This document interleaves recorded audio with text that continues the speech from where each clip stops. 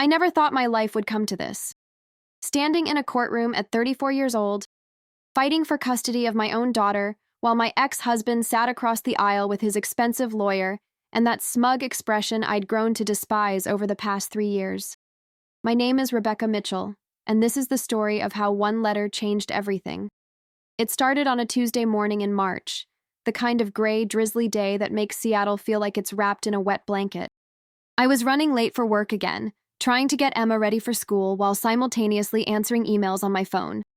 My daughter, who had just turned 10 the week before, stood by the door with her backpack, watching me with those wide brown eyes that looked so much like her father's. Emma said, "Mom, you're going to be late again." "I know, sweetheart. I'm sorry. Just give me 2 more minutes."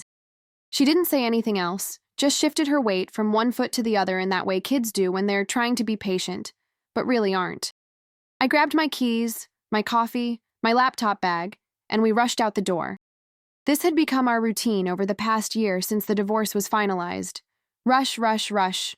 Always behind, always scrambling, always feeling like I was failing at everything. The divorce from Marcus had been brutal. Not physically, thank God, but emotionally, it had gutted me. We'd been together since college, married for 12 years, and I genuinely thought we'd make it. But somewhere along the way, between his promotions at the tech company and my struggles to keep my graphic design business afloat, we'd lost each other. Or maybe he'd just lost interest in me. I found out about the affair on a Thursday afternoon. His phone buzzed on the kitchen counter while he was in the shower, and I saw the message preview. It was from someone named Vanessa, and it said something about missing him already, and last night being incredible. My hands shook as I read it. My whole body went cold. When I confronted him, he didn't even try to deny it.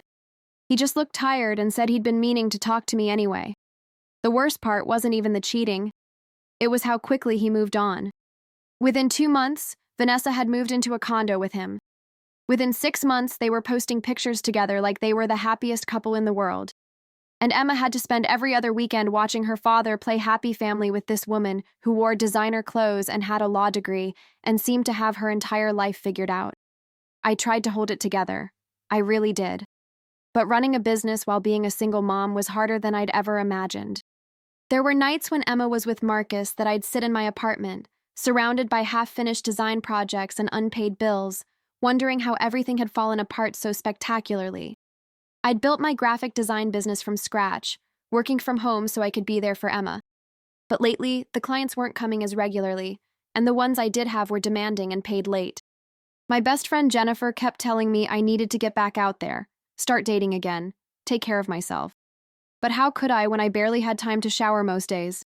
When I was constantly worried about making rent, about whether my business would survive another slow month, about whether Emma was okay shuttling between 2 homes. Emma had changed since the divorce. She used to be this bubbly, chatty kid who told me everything about her day. Now she was quiet, withdrawn. She'd come home from Marcus's place and go straight to her room. When I'd ask how the weekend was, she'd just shrug and say it was fine. Fine. That word became her default answer to everything. I tried talking to her about it, but she'd just stare at the floor and mumble that everything was okay. Marcus said I was being paranoid, that Emma was just growing up, and that's what kids do. His lawyer, during our initial custody arrangement, had painted me as an unstable, struggling single mother who couldn't provide the kind of stability a child needed. It stung because parts of it felt true. The custody arrangement we'd settled on gave us equal time with Emma. 1 week with me, 1 week with Marcus. But about 6 months after the divorce was final, Marcus filed a motion to modify custody. He wanted primary custody, with me getting Emma only every other weekend and 1 night during the week. His reasoning? He could provide better financial stability, a 2-parent household with Vanessa, access to better schools in his neighborhood, and a more structured environment. I was devastated. My lawyer, a kind woman named Patricia Chen, who was doing the case partly pro bono because she believed in me, said we had a fight ahead of us. Marcus made significantly more money than I did, lived in a better neighborhood, and could afford expert witnesses and evaluations. I was barely keeping my head above water financially, and now I had to find money for a custody battle. Those next few months were the darkest of my life. I took on every design project I could find, worked late into the night after Emma went to bed, survived on coffee and determination. Jennifer would come over with groceries sometimes, knowing I was skipping meals to save money. My parents, who lived in Florida, sent what they could, but they were on a fixed income and couldn't do much. The worst part was seeing Emma caught in the middle. She became even quieter, even more withdrawn. She started having trouble sleeping. I'd hear her crying in her room at night, and when I'd go to comfort her, she'd pretend she was fine. That word again. Fine. One evening, about 2 months before the custody hearing was scheduled, I found Emma sitting at the kitchen table, staring at a blank piece of paper with a pen in her hand. It was almost 9 o'clock, past her bedtime. I said, "Sweetheart, what are you doing up?" She looked at me with tears in her eyes and said, "Mom, if I write a letter to the judge, will they read it?" My heart broke into 1,000 pieces right there. I sat down next to her and said, "I don't know, baby. Why do you want to write a letter to the judge?" She started crying then, really crying, and said, "Because nobody's asking me what I want. Everyone's talking about me, but nobody's talking to me." I held her while she cried, feeling like the worst mother in the world. She was right.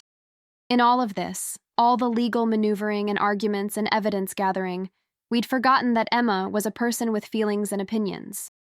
The court had appointed a guardian ad litem, a lawyer whose job was to represent Emma's best interests, but even that felt clinical and removed from what Emma actually needed.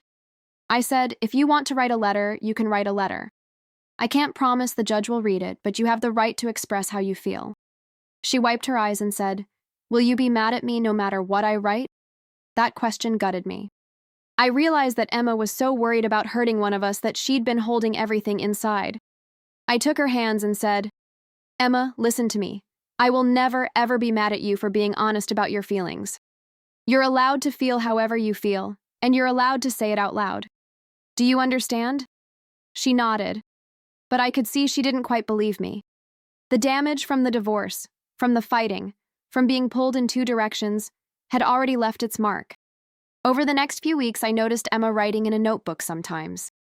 She'd close it quickly when I came near, and I didn't push. If she was processing her feelings on paper, that was healthy.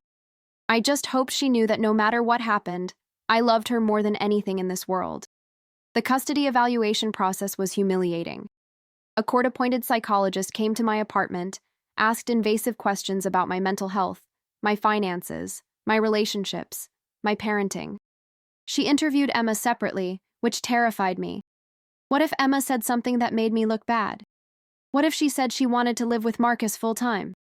The psychologist's name was Dr. Helen Ramirez, and she arrived on a Wednesday afternoon with a clipboard and an expression that gave nothing away.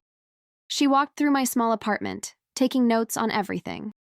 I'd cleaned obsessively for 3 days before her visit, but I knew it still didn't compare to Marcus's place. The walls needed paint. The furniture was mismatched, collected over years from thrift stores and hand-me-downs. The kitchen was tiny, barely big enough for 2 people to stand in at once. Dr. Ramirez said, "Tell me about a typical day with Emma." I walked her through our routine. Morning chaos getting ready for school. Evenings doing homework at the kitchen table while I worked on design projects. Dinner together, which I made a priority no matter how busy I was. Bedtime rituals that had evolved since Emma was a baby. I tried to paint a picture of consistency and love, but I could hear the defensiveness in my own voice.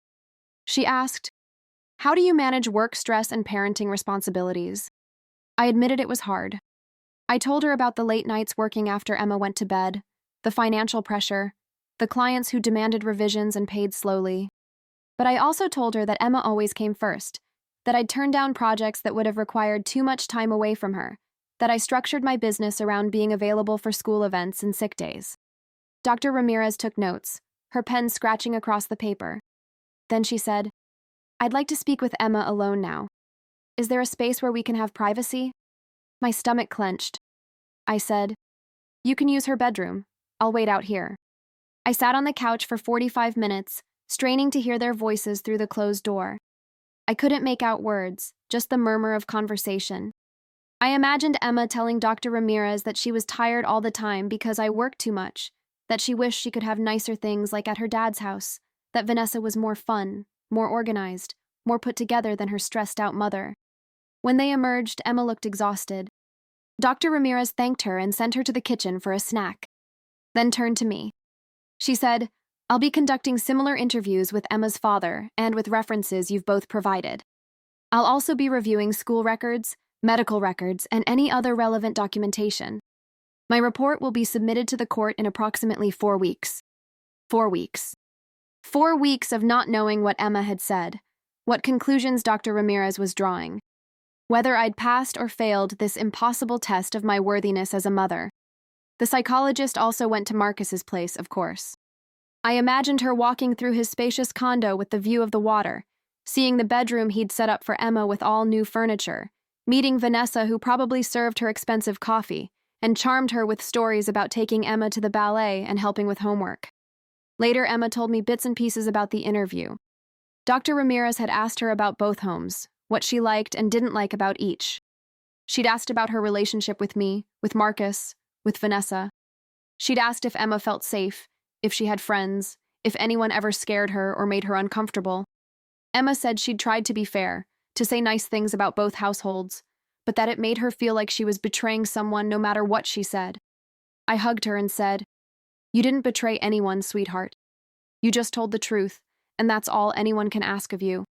But inside, I was terrified. What if Emma's version of fair meant pointing out all my flaws while glossing over Marcus's? What if she'd mentioned the times I'd been too tired to play with her, too stressed to give her my full attention? What if Dr. Ramirez concluded that Marcus could provide a better environment? The waiting was torture. I threw myself into work, taking on projects I probably shouldn't have accepted given my time constraints. I needed the money, but I also needed the distraction. Jennifer came over one evening and found me surrounded by sketches and mock-ups, working on 3 different client projects simultaneously while Emma was at Marcus's place. She said, "Becca, when was the last time you slept more than 4 hours?" I couldn't remember. I said, "I'll sleep after the hearing. Right now, I need to work. I need to prove I can provide for Emma." Jennifer sat down next to me and said, "You're going to burn out if you keep this up. You're already stretched so thin. What good is proving you can provide if you collapse from exhaustion?" She was right, but I didn't know how to slow down. The fear of losing Emma drove me forward, made me push past exhaustion and stress into some strange territory where I functioned on adrenaline and desperation. The week before the evaluation report was due, I barely slept at all. I kept imagining worst-case scenarios. Dr. Ramirez recommending that Marcus get primary custody, the judge agreeing. Emma moving into his condo full-time while I became a weekend parent, relegated to the margins of my own daughter's life. When Patricia called to tell me the report had been filed, my hands shook so badly I almost dropped the phone. She said, "I've reviewed it. We need to meet to discuss the findings." Her tone told me everything I needed to know. It wasn't good news. Patricia tried to prepare me for the possibility that the evaluation might not go our way. She said, "Rebecca, you're a good mother. Emma loves you. But the court looks at tangible factors like income, housing stability, the ability to provide resources. I'm going to fight hard for you, but you need to be prepared for any outcome." I couldn't sleep the night after she said that. I lay in my bed in my modest apartment, listening to the sound of the upstairs neighbors fighting, and wondered if I'd been selfish. Maybe Emma would be better off with Marcus. Maybe I should just let her have the stability of his home, his income, Vanessa's help. Maybe loving her meant letting her go. But then I'd think about the nights when Emma had nightmares and only wanted me. The way she still asked me to lie with her until she fell asleep. The inside jokes we had, the way we'd dance in the kitchen while making dinner, the art projects we'd work on together. I wasn't perfect, but I was her mother, and I loved her with everything I had. Work became even more stressful as the hearing date approached. I lost a major client because I'd missed a deadline while dealing with custody paperwork. Another client complained that my recent work wasn't up to my usual standards. I was drowning, barely keeping my head above water, and everyone could see it. Jennifer staged an intervention one Saturday afternoon. She showed up at my apartment with groceries, cleaning supplies, and a determined expression. She said, "Okay, we're doing this. You're going to shower. I'm going to clean this place. Then we're going to cook a real meal, and you're going to eat it. And then we're going to talk about how you're actually doing, not the brave face you keep putting on." I wanted to argue, to say I was fine, but I was so tired of pretending. So I showered while she cleaned, and then I sat at my kitchen table and just started talking.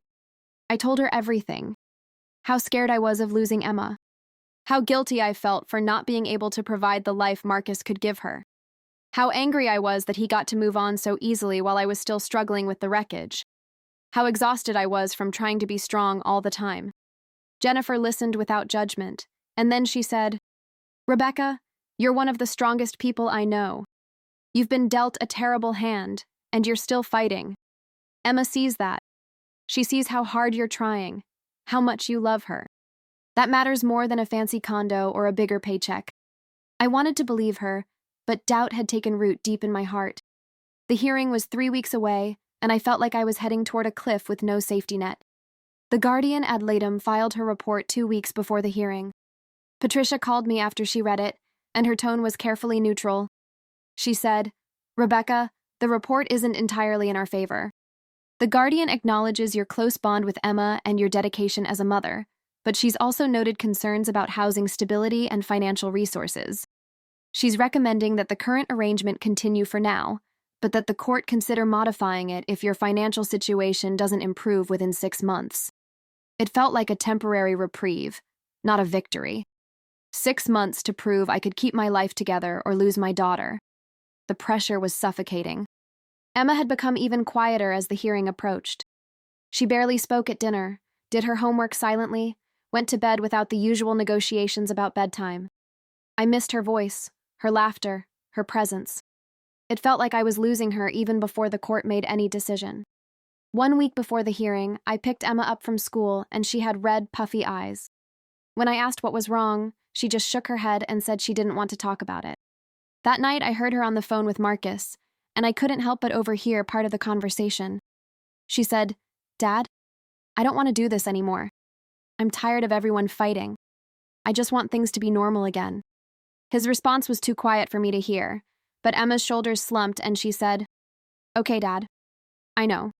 I love you too." After she hung up, I went to her room and sat on the edge of her bed. I said, "Emma, I know this is really hard. I know you feel stuck in the middle. I'm so sorry that Dad and I are putting you through this." She looked at me with tears streaming down her face and said, "Mom, why can't you and Dad just figure this out? Why do I have to go to court and have strangers decide where I live?" I didn't have a good answer for her. I said, "Because sometimes adults can't agree, and when that happens, we need help from the court to make decisions. But I want you to know that no matter what happens, both your dad and I love you so much. This isn't about you doing anything wrong. This is about us trying to figure out what's best for you." She said, "But what if what's best for me isn't what you or Dad thinks is best? What if I know what I want, but nobody listens?" That's when I remembered the letter she'd been writing. I said, "Is that why you wanted to write a letter to the judge?" She nodded and whispered, "I finished it. I've been carrying it in my backpack for 2 weeks. I keep trying to decide if I'm brave enough to give it to someone." I said, "Can I read it?" She hesitated, then shook her head. She said, "I want the judge to read it first. If you read it, you might try to change my mind about what I wrote, and I don't want that. I need to be brave enough to say what I really think." Her words stung, but I understood. She needed to have something that was just hers, some way to have control in a situation where she felt powerless.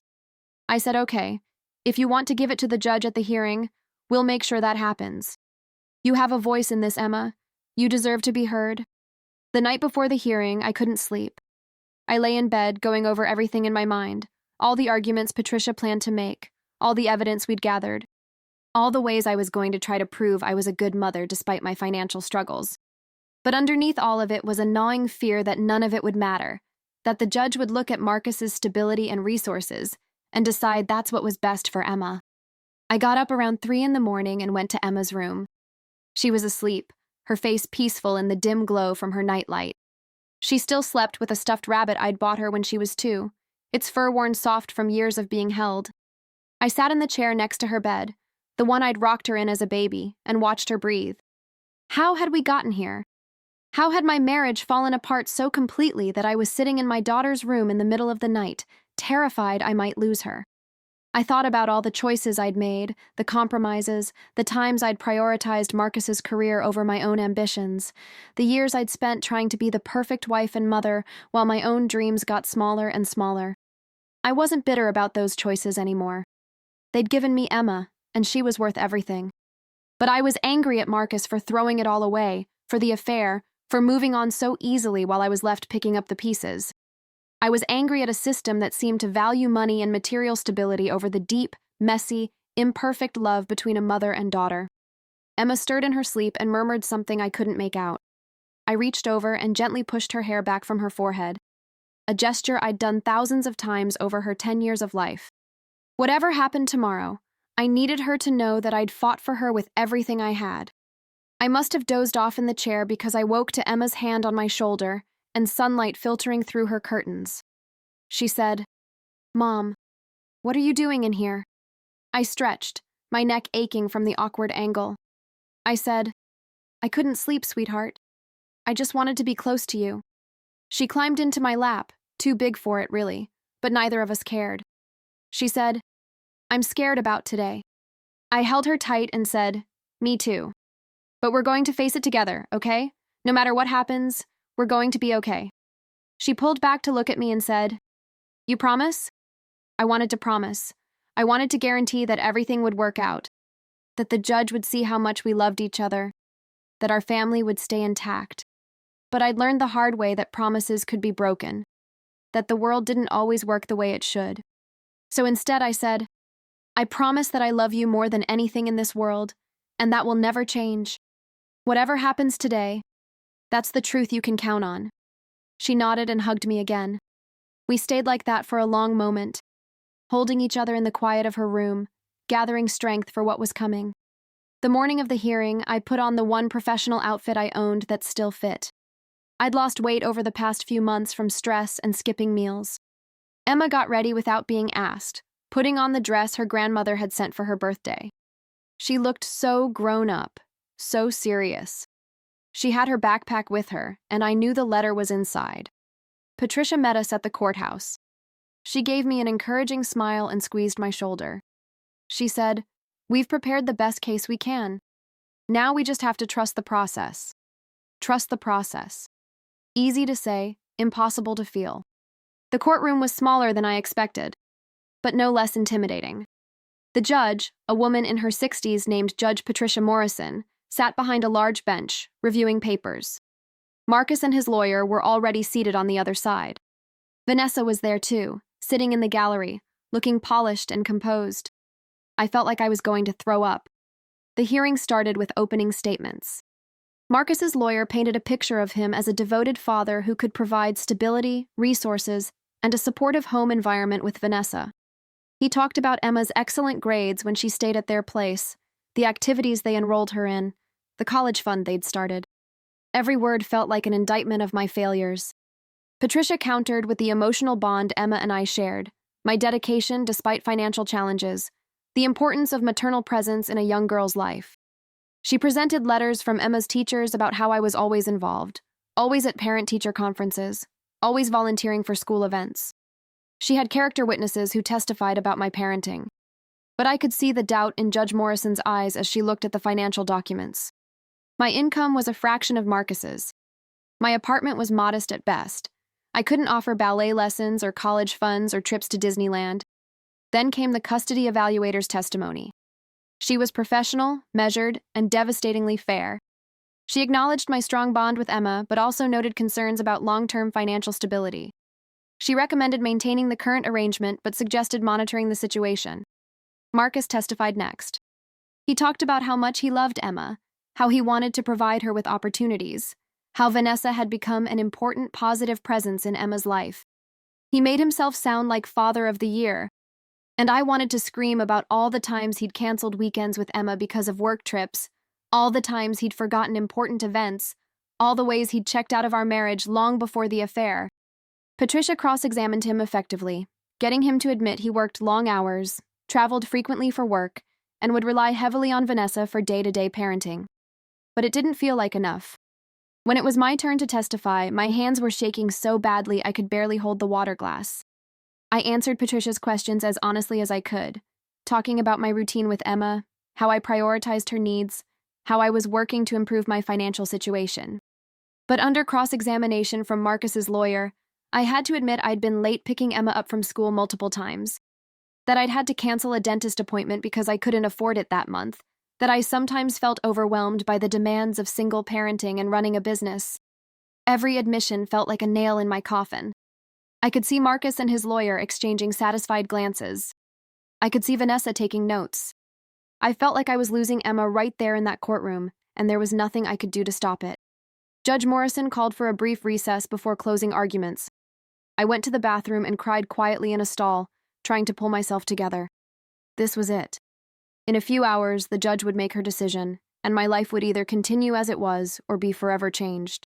When we returned to the courtroom, Emma was sitting very still in the gallery next to Jennifer, who'd come for moral support. Her backpack was on her lap, and she was clutching it tightly. I caught her eye and tried to smile, to reassure her, but she looked terrified. Patricia was just about to begin her closing argument when Emma stood up. Everyone turned to look at her. She walked toward the judge with her backpack, her steps small and hesitant. Judge Morrison looked surprised, but not unkind. She said, "Yes, dear?" Emma's voice was barely audible. She said, "Your Honor, I wrote you a letter. I'd like you to read it, please." The courtroom went completely silent. Marcus's lawyer started to object, but Judge Morrison held up her hand. She said, "Approach the bench, please, Emma." Emma walked up to the judge's bench on shaky legs. She reached into her backpack and pulled out an envelope. Her hands were trembling as she handed it to the judge. Judge Morrison took it gently and said, "Thank you, Emma. Please have a seat while I read this." Emma nodded and walked back to sit with Jennifer. Every eye in that courtroom was on Judge Morrison as she opened the envelope and began to read. The silence was suffocating. I couldn't breathe. My heart was pounding so hard I thought everyone could hear it. Judge Morrison's expression changed as she read. Her eyebrows drew together, then rose. She looked up at Emma, then back at the letter. She read it again, more slowly. The tension in the room was unbearable. Finally, after what felt like an eternity, Judge Morrison set the letter down and looked directly at Emma. She said, "Emma, this is a very thoughtful and brave letter. Before I make any decisions, I'd like to speak with you in my chambers, if that's all right with you. Just you and me, privately." Emma nodded, her face pale. Judge Morrison said, "We'll take a 30-minute recess. Emma, please come with me. Everyone else, please remain available." Emma stood and followed the judge through a door behind the bench. As soon as they were gone, chaos erupted. Marcus's lawyer was talking urgently to Marcus. Patricia was asking me if I knew what was in the letter. I had no idea. I was completely in the dark, and the not knowing was torture. Jennifer came over and grabbed my hand. She said, "Whatever's in that letter, Emma wrote it because she needed to. Trust her, Becca. Trust her." I did trust her. But I was terrified of what she might have written. What if she'd said she wanted to live with Marcus full-time? What if she'd detailed all my failings as a mother? What if my own daughter had just sealed my fate with her own words? The 30 minutes felt like 30 hours. Marcus kept glancing at me with an expression I couldn't read. Vanessa looked concerned. Patricia kept going over her notes, preparing for whatever was coming next. Finally, the door opened and Judge Morrison came out, followed by Emma.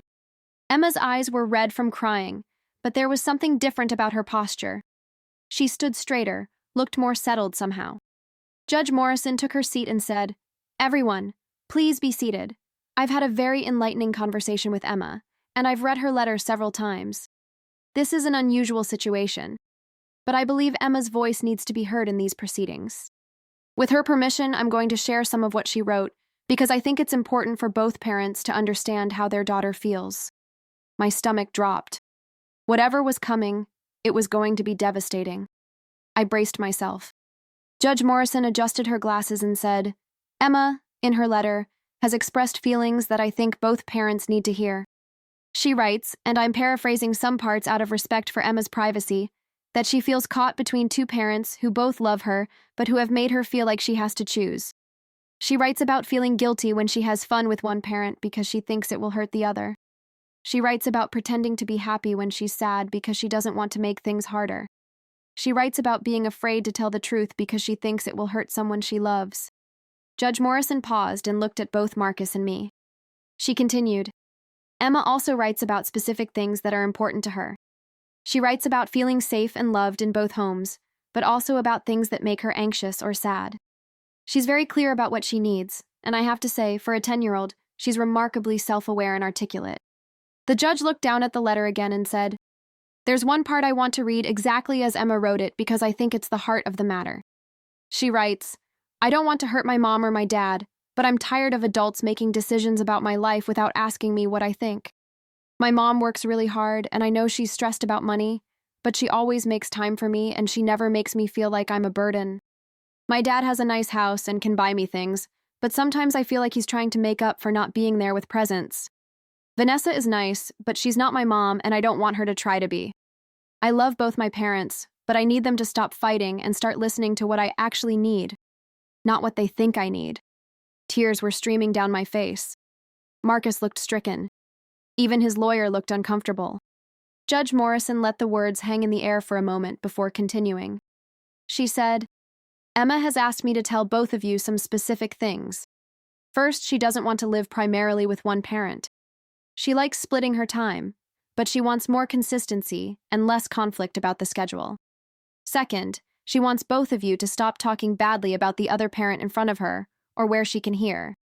Third, she wants to be able to call or video chat with the other parent whenever she wants, without it being a big issue.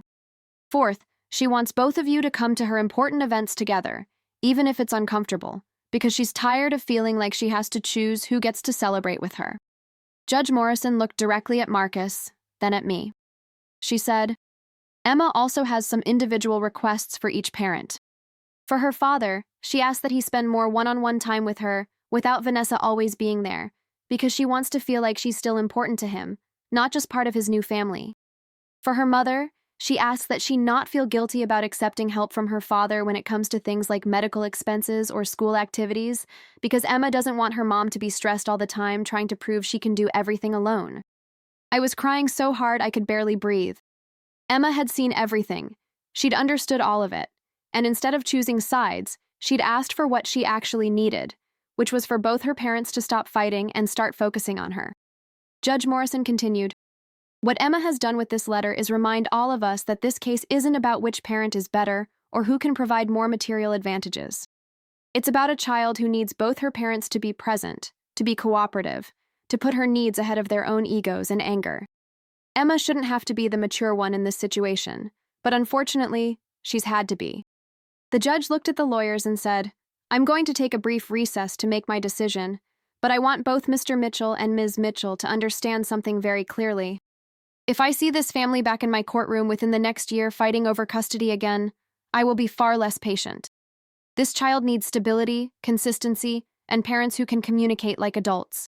Whatever issues you two have with each other, you need to find a way to work through them for your daughter's sake." She stood and left the courtroom. I immediately turned to look at Emma. She was watching me with an expression that broke my heart, scared and hopeful and exhausted all at once. I wanted to run to her, to hold her, to tell her I was sorry for everything. But before I could move, Marcus stood and walked over to her. He knelt down in front of Emma and said, "I'm sorry, sweetheart. I'm so sorry you felt like you couldn't talk to me about this. You're right about everything you said, and I'm going to do better. I promise." Emma hugged him, and I saw his shoulders shake. He was crying. For all his faults, Marcus did love Emma. He'd just been so focused on proving he was the better parent that he'd forgotten to actually be the parent Emma needed. When he stood up, he looked at me across the courtroom. For the first time in years, I didn't see anger or resentment in his expression. I saw regret and exhaustion and maybe a little bit of understanding. He said, "Rebecca, can we talk for a minute?" Patricia touched my arm and said, "You don't have to if you don't want to." But I nodded and followed Marcus into the hallway. We stood there awkwardly for a moment, and then he said, "I've been an idiot. I was so angry about the divorce, so determined to prove that leaving you was the right decision, that I turned our daughter into a pawn. That letter was like getting hit in the face with reality. Emma doesn't need me to save her from you. She needs both of us to grow up and figure out how to co-parent." I didn't know what to say. Part of me wanted to yell at him for all the pain he'd caused, for the affair, for the custody battle, for making Emma feel like she had to choose. But standing there, seeing him finally acknowledge what this had done to our daughter, I realized that holding on to anger wasn't going to help anyone. I said, "I've made mistakes too, Marcus. I've been so focused on proving I'm a good mother despite not having your resources that I've put too much pressure on myself and on Emma. She shouldn't have to worry about money or my stress. She should just get to be a kid. He nodded and said, "What if we try to actually work together? Not through lawyers, not through formal modifications, just the two of us sitting down and figuring out what Emma needs and how we can both provide it." It felt surreal, having a civil conversation with Marcus after years of hostility. But Emma's letter had changed something fundamental. She'd forced us both to see what we'd been doing to her. I said, "I'd like that. For Emma's sake, I'd really like that." We went back into the courtroom just as Judge Morrison returned. Everyone stood as she took her seat. She looked at both of us, then at Emma, and began to speak. She said, "I've reviewed all the evidence presented, the custody evaluation, and most importantly, Emma's letter and our conversation. I'm going to rule on this matter today because I don't think dragging this out serves anyone's interests, least of all Emma's." My heart was in my throat. This was it. The moment that would determine the next phase of my life, of Emma's life. Judge Morrison said, "I'm denying the petition to modify custody. The current arrangement will remain in place, with Emma spending equal time with both parents. However, I'm ordering both parents to attend co-parenting counseling together for the next 6 months. I'm also ordering that both parents attend individual counseling to address the underlying issues that led to this custody dispute." She paused and looked directly at Marcus and me. "Additionally, I'm requiring that you both develop a parenting plan together, with the help of a mediator, that addresses Emma's specific concerns as outlined in her letter. This plan should include provisions for communication, scheduling, participation in school events, and financial cooperation regarding Emma's needs. You will submit this plan to the court within 60 days. Judge Morrison's expression softened slightly. "Finally, I want to say something to Emma directly. Emma, what you did today took tremendous courage. You stood up for yourself and expressed your needs clearly and respectfully. That's not easy for adults to do, let alone a 10-year-old child. I want you to know that your voice matters, your feelings matter, and you have every right to ask the adults in your life to do better. Don't ever lose that courage to speak up for yourself." Emma nodded, tears running down her face. Judge Morrison looked back at Marcus and me. She said, "Mr. Mitchell, Ms. Mitchell, you have an extraordinary daughter. She's wise beyond her years, empathetic, and brave. But she shouldn't have to be the voice of reason in her own custody case. That's your job as parents. I expect both of you to take what she's said today seriously and to make real, meaningful changes in how you co-parent. If you can't do it for each other, do it for her. She deserves parents who can put her first." With that, Judge Morrison ended the hearing. As people started gathering their things, I finally went to Emma and knelt down in front of her, just as Marcus had. I said, "Emma, I'm so proud of you. That was the bravest thing I've ever seen anyone do. I'm sorry you had to do it. I'm sorry I didn't listen better before. I promise you, sweetheart, things are going to be different from now on." She threw her arms around my neck and whispered. I was so scared to give her the letter. I almost didn't do it. I held her tight and said, "But you did. You found your voice when it mattered most. That's incredible." When we separated, Marcus was standing there waiting. Emma looked between us nervously, and I realized she was still worried about how we'd react to each other. I took a deep breath and said to Marcus, "Thank you for what you said earlier. I think co-parenting counseling is a good idea for both of us." He nodded and said, "I think so too. Emma, your mom and I are going to work together to make things better, okay? No more fighting in court. No more making you feel stuck in the middle." Emma looked skeptical, but she said, "Okay. But you have to really mean it, not just say it." He said, "We really mean it. Right, Rebecca?" I said, "We really do, sweetheart." Over the next few months, Marcus and I started the difficult work of learning to co-parent effectively. The counseling sessions were uncomfortable at first. We had to address years of resentment, hurt, and anger. We had to learn to communicate about Emma without attacking each other. We had to accept that we'd both made mistakes, and that moving forward required genuine change, not just lip service. Our first co-parenting counseling session was brutal.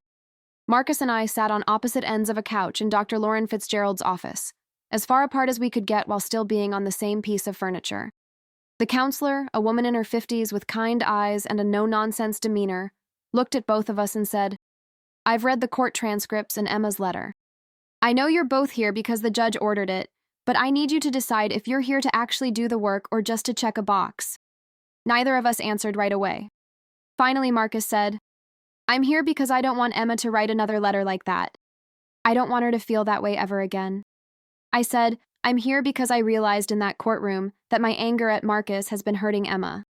I don't know how to stop being angry, but I need to figure it out." Dr. Fitzgerald nodded and said, "That's honest. Anger isn't something you just turn off, especially when there's been betrayal and pain. But what we're going to work on is how to manage that anger so it doesn't contaminate your co-parenting relationship. Emma needs you both. She doesn't need you to be friends or to forgive each other, but she needs you to be civil and cooperative." Over the following weeks, we worked through exercises that felt silly and uncomfortable. We practiced having conversations about Emma's schedule without bringing up past grievances. We learned to use phrases starting with the letter I instead of you, focusing on our own feelings rather than accusations. We role-played difficult scenarios, like what to do when one of us wanted to take Emma on a trip during the other's custody time. Dr. Fitzgerald pushed us hard. When Marcus tried to bring up my financial struggles as a reason he should have more decision-making power, she cut him off and said, "Emma's letter made it clear that she doesn't measure parental value in dollars. Your job is to support her mother, not undermine her." When I started crying, talking about the affair and how Vanessa had replaced me, Dr. Fitzgerald said gently but firmly, "Rebecca, what happened in your marriage is separate from your co-parenting relationship. You need to process those feelings, and I recommend individual therapy for that. But in this room, we focus on Emma's needs, not on past marital issues." It was humbling and exhausting. Some sessions ended with both of us in tears. Others ended with breakthroughs that felt monumental, like the day we successfully planned Emma's birthday party together without arguing once. The mediator helped us create a detailed parenting plan that addressed all of Emma's concerns. We agreed to a communication protocol that allowed Emma to reach either parent anytime. We committed to both attending her school events, sitting together if possible, putting on a united front for our daughter. We worked out a financial arrangement where Marcus would help with certain expenses without it being held over my head or used as leverage. The financial piece was especially challenging. My pride kept getting in the way. During one mediation session, I said, "I don't want his money. I don't want to owe him anything." The mediator, a patient woman named Carol Santos, said, "Rebecca, accepting child support isn't owing Marcus anything. It's accepting that both parents have a financial responsibility to their child. Emma's letter specifically asked you not to let pride get in the way of her needs. Are you going to honor that request?" That hit hard. Emma had seen more clearly than I had that my determination to do everything myself was actually hurting her. She worried about me being stressed. She felt guilty when I couldn't afford things Marcus could easily provide. By accepting help, I wasn't admitting defeat. I was putting Emma's needs first. Marcus, to his credit, had his own work to do. The mediator addressed his tendency to try to solve every problem with money, his habit of scheduling activities for Emma without consulting me first, his assumption that his way was always the right way. Carol said to him, "Marcus, you can't buy your way into being a good father. Emma needs your time and attention more than she needs ballet lessons or the latest tech gadgets. When was the last time you just sat with her and did nothing but talk?" He couldn't answer. I saw the realization dawn on his face that he'd been treating fatherhood like another project to optimize, another problem to solve with resources and planning, when what Emma needed was simply his presence. It wasn't perfect. There were still moments of tension, still disagreements about decisions. The first time we had to coordinate on a medical decision for Emma, we nearly fell back into old patterns of fighting. Emma had fallen at school and needed stitches. Marcus wanted to take her to the emergency room at the expensive hospital near his condo. I thought urgent care would be fine and much less costly. We were standing in the hospital parking lot, about to start arguing, when I remembered Emma's letter. I took a breath and said, "Marcus, we both want what's best for Emma. Let's just get her taken care of and we can figure out the financial part later." He nodded, looking relieved. Together, we took Emma to the emergency room, sat with her while she got stitches, and later worked out the cost sharing without drama. It was a small victory, but it felt huge. The hardest part was watching Emma slowly begin to trust that things had really changed. For the first few months after the hearing, she was cautious, waiting for us to slip back into fighting. She'd tense up when Marcus and I were in the same room. She'd carefully monitor her words, still afraid of saying the wrong thing. But gradually, as she saw us successfully navigate challenges together, as she experienced us both showing up for her events and sitting together without hostility, as she realized she could talk to either of us about the other without it causing drama, she started to relax. One evening, about 4 months after the hearing, Emma came home from a school event where both Marcus and I had attended. She said, "Mom, Jessica's parents got divorced last year, and they won't even look at each other. Her mom sits on one side of the gym and her dad sits on the other, and Jessica has to choose who to sit with. She said it makes her feel terrible." I said, "That must be really hard for Jessica." Emma nodded and said, "It is. But it made me realize how lucky I am that you and Dad are trying. I know it's not perfect, but at least you're trying. That matters." Her words brought tears to my eyes. We were trying. Some days we succeeded, some days we failed, but we were genuinely trying to do better for her sake. My business began to stabilize. With some of the financial pressure relieved through our new agreement and with Marcus helping with things like Emma's medical and school expenses, I could focus on building my client base rather than just surviving month to month. Jennifer introduced me to some contacts who became regular clients. I started sleeping better. I started taking better care of myself. But it wasn't just about money or sleep. Something deeper had shifted inside me.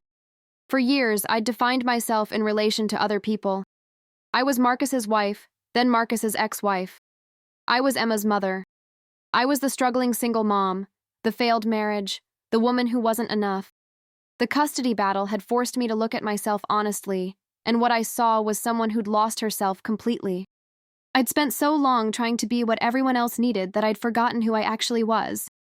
I started individual therapy, something I'd resisted for months because it felt like another expense I couldn't afford. But Dr. Fitzgerald had been right when she said I needed to process the betrayal and pain from my marriage in a separate space from co-parenting counseling. My therapist, a warm woman named Dr. Amelia Torres, helped me understand that rebuilding my life wasn't selfish. It was necessary. She said during one session, "Rebecca, you can't pour from an empty cup. Emma needs a mother who's whole, not one who's running on fumes and resentment. What makes you happy? Not as a mother, not as an ex-wife, but as Rebecca?" I realized I didn't know. I'd spent so long in survival mode that joy felt like a luxury I couldn't afford. Dr. Torres gave me homework. Do one thing each week just for myself. Something that had nothing to do with Emma or work or proving myself to anyone. The first week I went to a pottery class. I was terrible at it. My bowl looked more like a lopsided ashtray, but I laughed for the first time in months. The second week, I went to a bookstore and spent an hour browsing, then bought a novel just because the cover was pretty. The third week, I went hiking alone. Something I used to love before marriage and motherhood had consumed my life. Slowly, I started to remember who I'd been before all of this. The girl who'd loved art and nature and quiet moments of solitude, the woman who'd had dreams beyond being a wife and mother, who'd wanted to create beautiful things, and maybe one day teach design at a university. Those dreams weren't dead. They'd just been buried under years of compromise and survival. Now, with the custody battle behind me and a more stable co-parenting arrangement, I could start excavating them. I took an online course in advanced graphic design techniques. I reached out to former colleagues and started networking again. I pitched my work to bigger clients, the kind I'd been too intimidated to approach before. Some said no, but some said yes, and my portfolio started to include work I was genuinely proud of. Jennifer noticed the change. She said one day over coffee, "You seem different, lighter somehow." I thought about that and said, "I think I'm finally letting go of the person I thought I was supposed to be and starting to figure out who I actually am." She smiled and said, "It's about time. I've been waiting for this version of you to come back." Emma noticed too. She came home from Marcus's place one week and found me working on a painting, something I hadn't done since college. She said, "I didn't know you painted." I said, "I used to, before you were born." I kind of forgot about it for a while. She sat next to me and watched as I worked on blending colors. She said, "It's really pretty, Mom. You should do this more." I said, "I think I will, sweetheart." I'm remembering that it's okay to do things just because they make me happy. She nodded thoughtfully and said, My therapist says that too. That it's important to have things that are just yours, that make you feel good. We sat together in comfortable silence, and I realized this was what healing looked like. Not dramatic moments of breakthrough, but quiet afternoons where my daughter and I could simply exist together, both of us doing the work of becoming healthier versions of ourselves. Emma blossomed. The quiet, withdrawn girl who'd been carrying the weight of her parents' conflict on her shoulders slowly became the bright, chatty kid she'd been before the divorce. She started laughing again. She talked about her days at school. She stopped tiptoeing around both Marcus and me, worried about saying the wrong thing. One evening, about 6 months after the custody hearing, Emma and I were making dinner together when she said, Mom, can I tell you something? I said, of course, always. She said, I was really scared to give the judge that letter. I thought you and Dad would both be mad at me. I thought maybe the judge would just ignore it. But I'm glad I did it because things are so much better now. I stopped chopping vegetables and looked at her. I said, You changed everything with that letter, Emma. You were brave enough to tell the truth even when it was scary. I'm so proud of you for that. She smiled and said, My therapist says I advocated for myself. That's a big word, but I like it. It means I stood up for what I needed. I said, You did, sweetheart, and you should always advocate for yourself. Always speak up when something doesn't feel right or when you need something. Your voice matters. She thought about that for a moment, then said, You and Dad are both doing better too. He spends more time with just me now, and you don't seem as stressed all the time. It feels more normal. Normal. That word that had once meant fine now meant something healthier, something more genuine. We'd found a new normal, one where Emma didn't have to carry the burden of her parents' failures. Looking back, I realized that the custody hearing was a turning point, not just in the legal sense, but in a much deeper way. Emma's letter forced Marcus and me to see past our own hurt and anger and recognize what we were doing to our daughter. It stripped away all the posturing and legal arguments and got to the heart of the matter. A child who needed her parents to stop fighting and start parenting. I learned so much from my 10-year-old daughter that day. I learned that strength isn't about doing everything alone or proving you don't need help. It's about being honest about your struggles and finding healthy ways to address them. I learned that loving your child sometimes means putting aside your pride and working with someone you'd rather avoid. I learned that children are far more perceptive than we give them credit for, and they deserve to have their voices heard. The year following that custody hearing was transformative. Marcus and I completed our co-parenting counseling and individual therapy. We attended Emma's school events together, sat through soccer games side by side, coordinated on birthday parties and holidays. It wasn't always easy. There were moments when old resentments flared up, when we slipped into old patterns.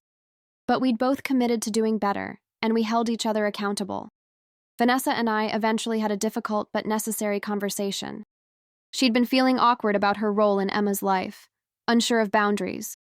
I told her that while I appreciated her kindness to Emma, I needed her to understand that Emma already had a mother and didn't need another one. But I also acknowledged that she was an important person in Marcus's life, and by extension in Emma's life. And I wanted us to find a way to work together for Emma's sake. It was uncomfortable and took several conversations, but we eventually established a respectful working relationship. My business continued to grow. With my stress levels more manageable and my financial situation more stable, I was able to take on more creative projects, the kind that reminded me why I'd started the business in the first place. I even hired a part-time assistant, which helped tremendously with workload management. I started dating again, cautiously. Jennifer set me up with a colleague of hers, a kind man named David who was patient with my complicated life and genuinely liked Emma. We took things slowly, but it felt good to open my heart to the possibility of happiness again. Emma thrived in school, made new friends, joined the drama club, and discovered a love for writing. She started keeping a journal, processing her feelings on paper the way she had with that letter to the judge. Her teachers commented on how much more confident she seemed, how willing she was to speak up in class and share her ideas. On the 1-year anniversary of the custody hearing, Emma asked if we could have dinner together, all 3 of us, her, Marcus, and me. It was unusual, and part of me was hesitant, but she really wanted it. So we met at a casual restaurant, sat in a booth together, and had dinner as a family for the first time since the divorce. It was strange, but not terrible. We talked about Emma's upcoming school play, her plans for the summer, her latest obsession with a book series. Marcus and I were civil, even friendly.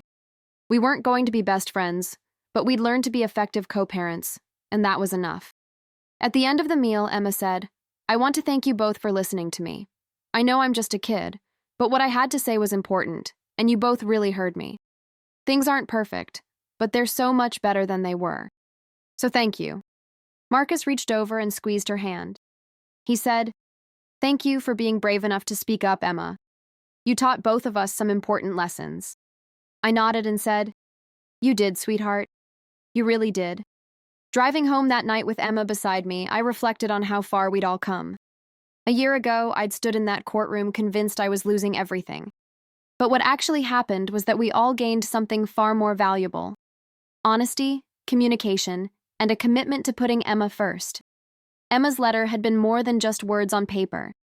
It had been a wake-up call, a mirror held up to show Marcus and me what we'd become in our anger and hurt. It had been a roadmap for how to move forward. Most importantly, it had been Emma's declaration that she mattered, that her voice counted, that she deserved better from the adults in her life. The custody hearing had forced me to confront some hard truths about myself.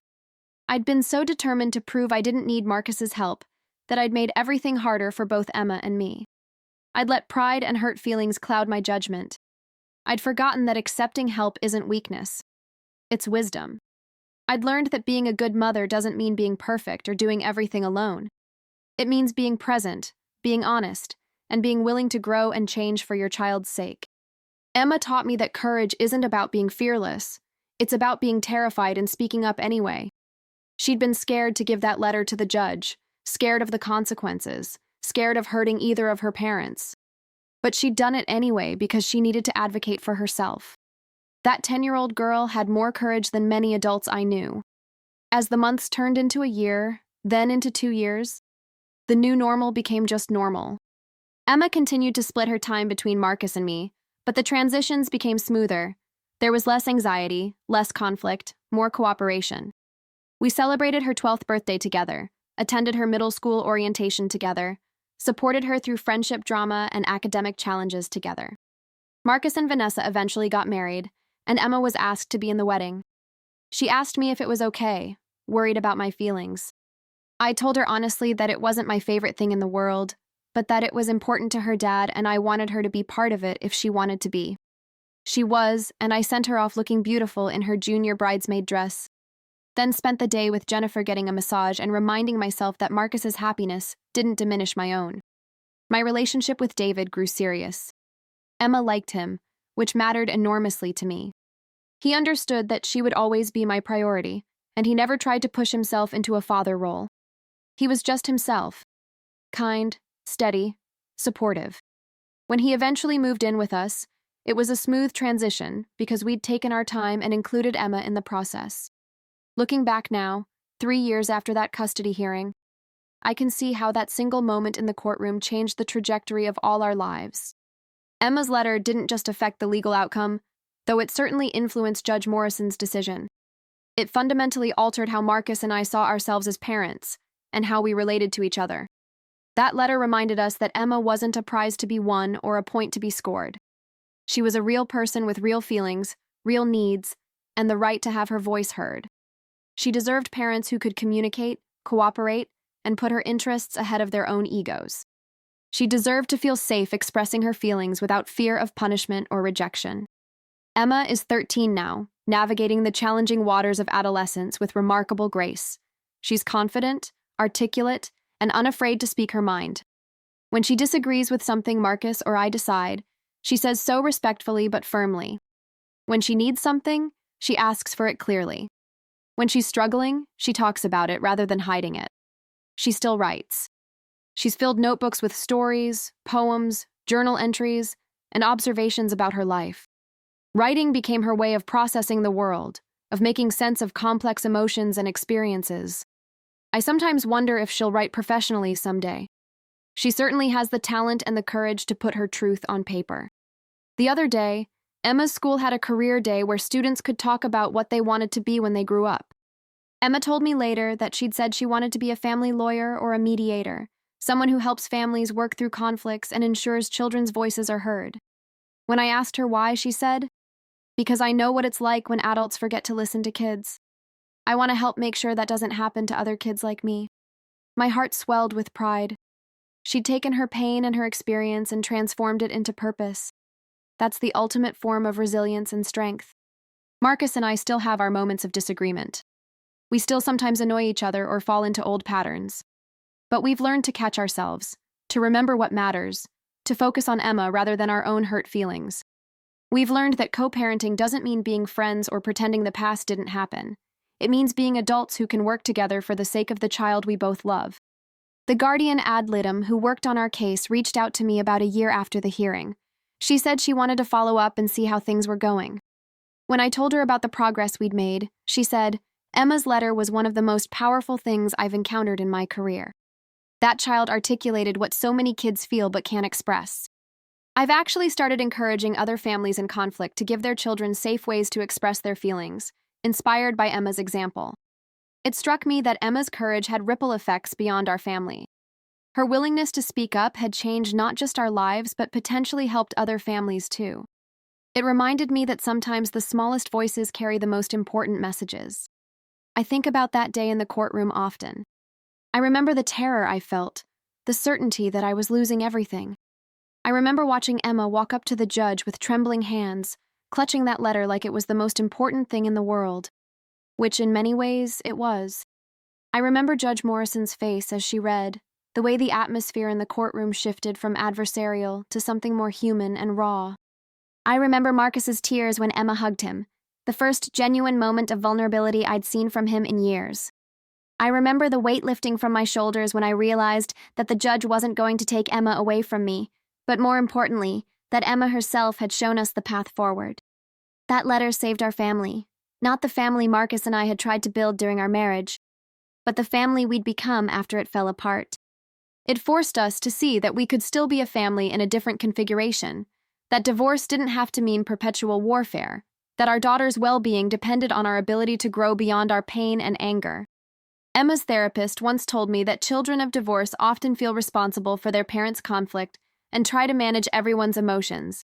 Emma had been doing that, carrying a burden no child should have to carry. But by writing that letter, by finding her voice and using it, she'd set down that burden. She'd made it clear that managing her parents' relationship wasn't her job. Being a kid was her job, and she deserved parents who understood that.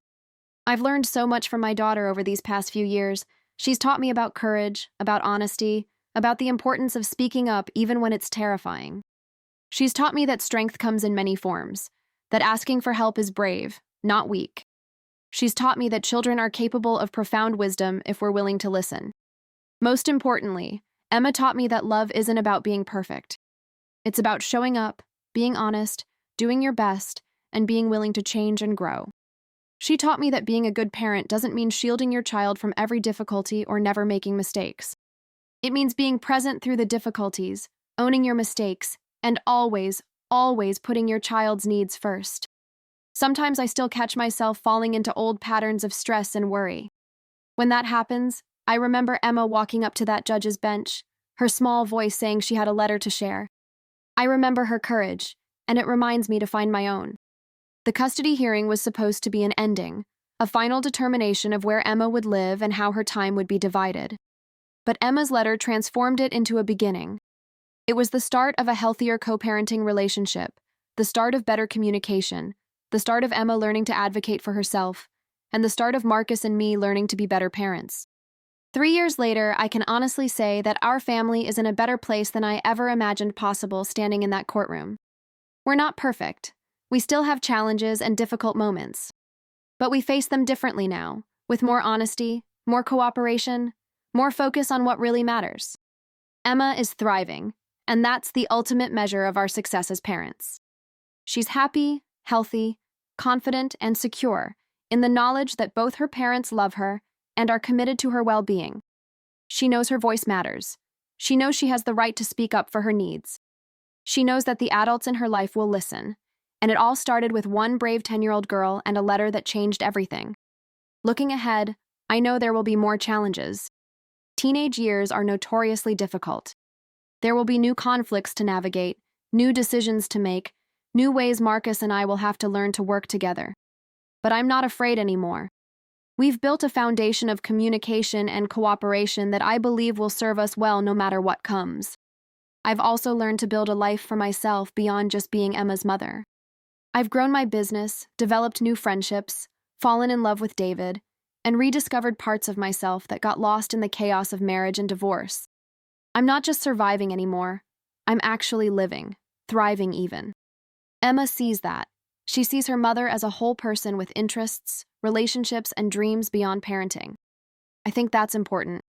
I want her to see that women can be dedicated mothers and still have full, rich lives.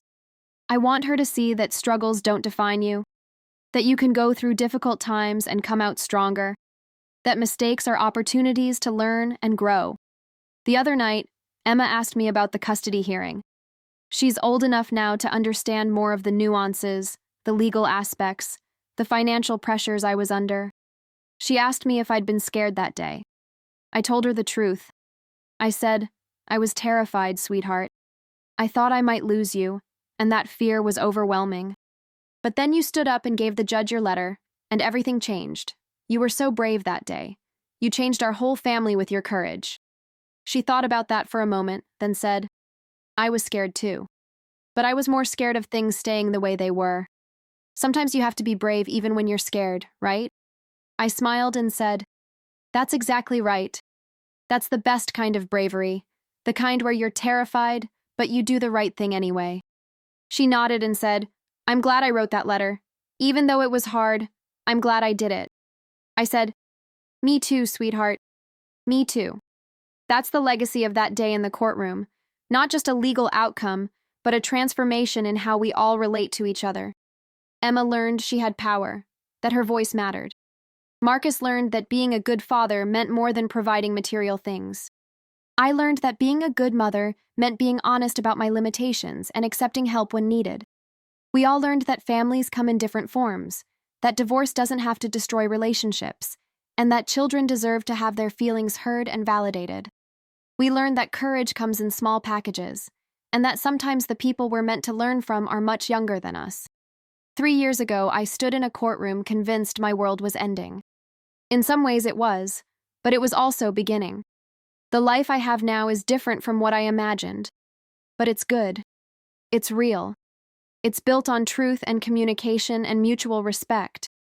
And it all started with Emma's letter. 10 years old, terrified, but brave enough to speak her truth. That letter didn't just influence a custody decision. It changed lives. It changed hearts. It changed everything.